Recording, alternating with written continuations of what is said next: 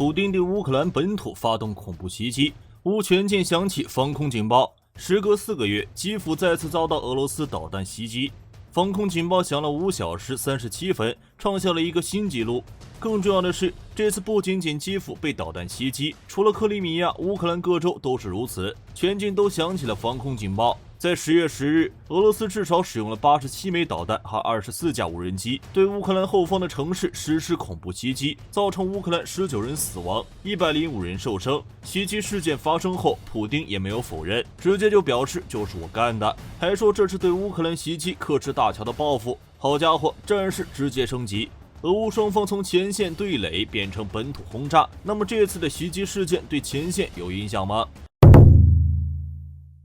？10月8号，克什大桥上的一辆卡车爆炸，还导致一列火车的7节油罐车厢起火，造成大桥两端垮梁，部分倒塌。从现场的图片来看，克什大桥的铁路还能继续用，公路则是坏了一半。最开始的时候，俄罗斯认为这就是个意外，属于是安全事故，结果在9号又改了，认为克什大桥被炸是一起恐怖袭击，是乌克兰特工机构干的。于是为了报复乌克兰，普丁选择导弹袭击克什大桥被炸这件事。泽连斯基虽然也没有明说这就是我干的，乌克兰国家安全局也没有发表任何声明，但都看得出来，这就是泽总给普丁的生日礼物。也不知道普丁对这个礼物满不满意。而且《纽约时报》都报道了，一位不愿透露姓名的乌克兰高级官员表示，乌克兰情报部门参与了爆炸事件，咱也不装了，就是乌克兰干的。对乌克兰而言，这就是暴力拆除自家土地上的违规建筑，跟普丁说的恐怖袭击完全不沾边。大家应该还记得前2个月克里米亚机场的爆炸案，当时俄罗斯官方给出的解释是，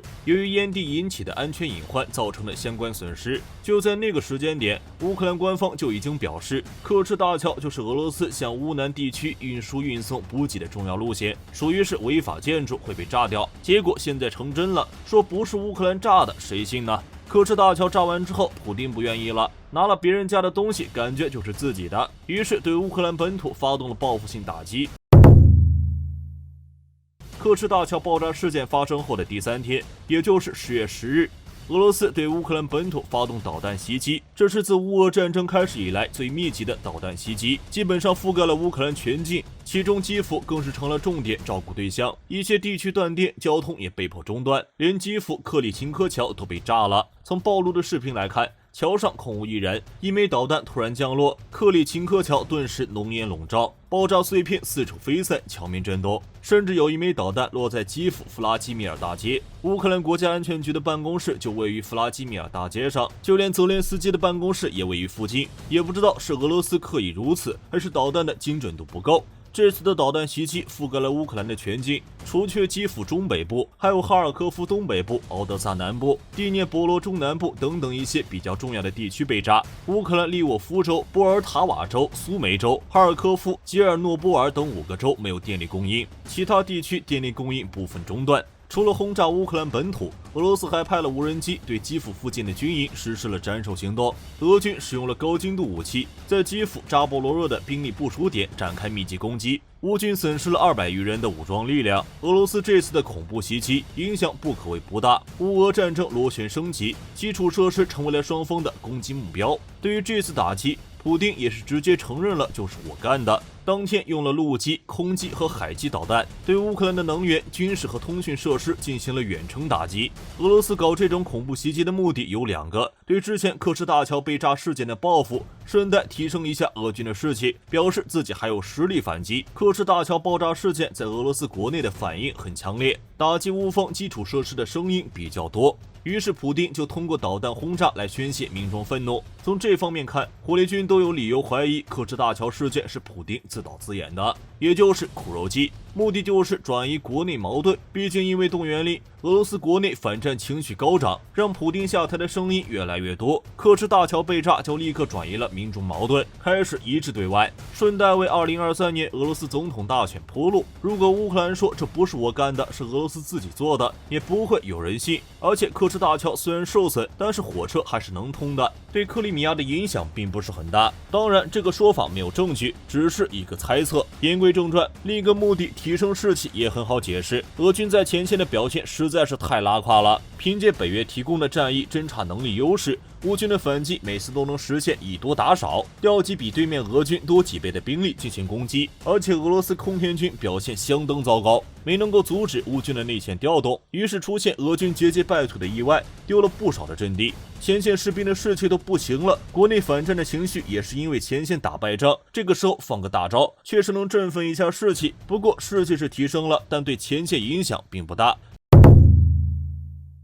从军事的角度来看，俄军这次轰炸并没有取得很大的成就，或者说政治意义大于军事意义。俄罗斯现在虽然麻烦不小，但家底还是有的。这次轰炸乌克兰全境用了87枚导弹，其中46枚被击落，24架无人机中有13架被击落，基本上俄罗斯打出去的力气有一半都被卸掉了，军事意义不大。就比如基辅，虽然泽总办公室那边也有导弹，但是建筑本身并没有受损，而且很多被轰炸的地区都是战区后方，对乌军前线阵地的破坏有限，更多的是落在公园、游乐场、街道，也就炸毁了10几辆汽车，震碎了附近大厦的玻璃窗。从西部的利沃夫到东部的哈尔科夫，基础设施则是成了俄军的重点打击目标。这一次一共破坏了70处基础设施，比如发电厂、电信大楼，设施被毁对民众的生活影响比较大，但是军事价值不高。而且乌方新情报显示，遇袭的基础设施中很多已经恢复或者即将恢复运行，俄军导弹怕是炸了个寂寞。但是这次轰炸对于俄罗斯来说后果却不小，最直接的一点就是导弹的库存又薄了一点，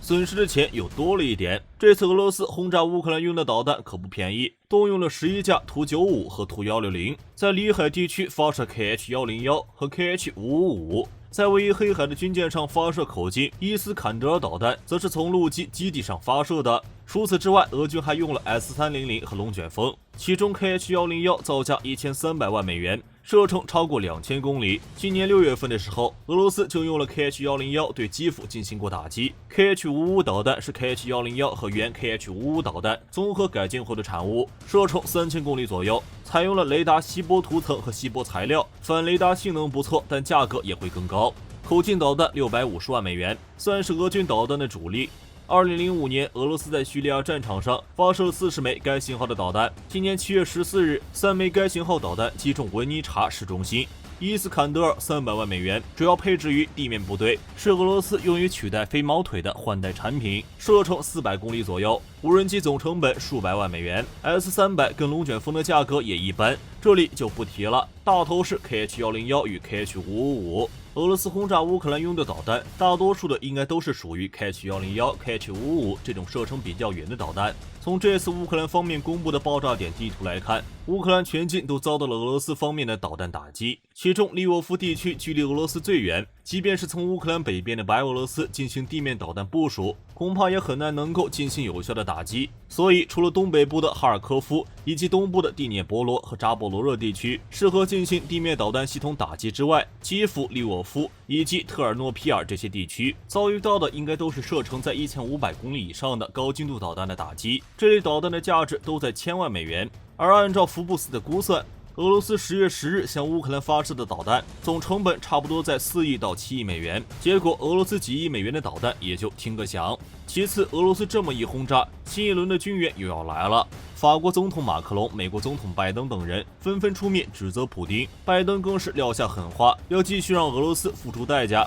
七国集团的领导人还准备开个会，商量一下如何对普丁追究责任。这样一来，西方也能顺理成章地扩大对俄制裁，加速向乌克兰供应武器装备。基辅遭遇空袭不久，泽连斯基就和英国、美国、加拿大等国家的领导人通了电话，而且成果颇丰。美国打算向乌克兰提供先进的防空系统。接下来，俄军再想轰炸乌克兰本土就没那么容易了，而且之后北约肯定会支援乌克兰更多的远程打击武器，用于俄军后方的设施。反观俄罗斯，除却核武之外，能反击的手段是真的不多了。打了半个月，远程导弹数量没剩多少。虽然这几个月俄罗斯一直在囤巡航导弹，但数量屈指可数，压根没有足够的导弹库存进行类似的打击，所以这种导弹平常是不舍得用的。而且无论是在组织上还是在技术上，俄罗斯都不大可能大幅增加导弹的生产，也无法从其他国家购买，而凭借着俄罗斯剩余不多的导弹，根本没办法从根本改变战局。最主要的一点，普丁轰炸乌克兰本土转移国内矛盾，乌克兰同样也可以。接下来俄军在战场上会更难受。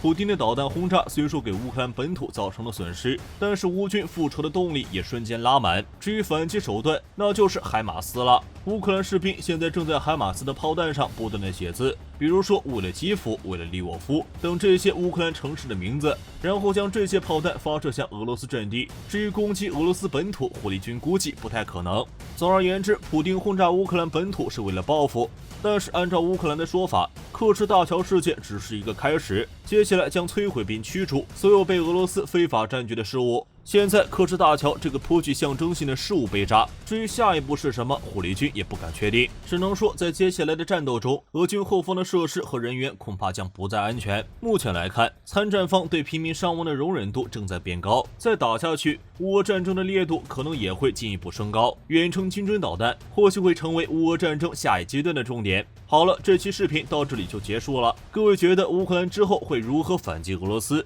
欢迎在视频下方留言讨论。如果视频内容有不对的地方，各位也可以在下方留言。我是火力军，下期见。